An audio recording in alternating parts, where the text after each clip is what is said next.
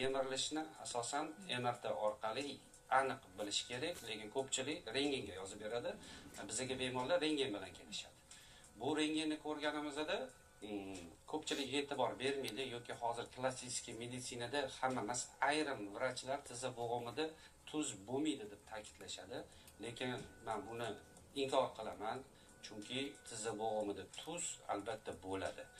Biz buni praktikamizda juda ham ko'p sinaganmiz, tekshirganmiz, isbotlaganmiz. Tizza bo'g'imi deb hisoblaylik. Tizza bo'g'imining o'rtasida osterisol deydi, ya'ni o'tkir burchakli tuz paydo bo'ladi. Bunga ko'pchilik e'tibor bermaydi. Bu tuz xuddi mixga o'xshagan o'tkir bo'ladi va tepa son suyakni tizza bo'g'imidagi son suyakka qadaladi. Inson harakatlanganda shu tuz bu tepadagi son suyakni birinchi o'rinda to'qay qatlamini xirashni qirishni boshlaydi va u to'qay uzilgan, albatta bu yopishadi. Tizza yopishgandan keyin buni orasidagi xirash, ya'ni to'qimalar shikastlanadi va artrozga olib keladi. Grijani muskullarga aloqasi bu, ya'ni miyadan to oyoqning uchigacha tushuvchi signallar. Ya'ni bilasizlar, miya buyruq beradi, oyoqqa yur deb, oyoq yurdim deb qaytaradi bu signallar.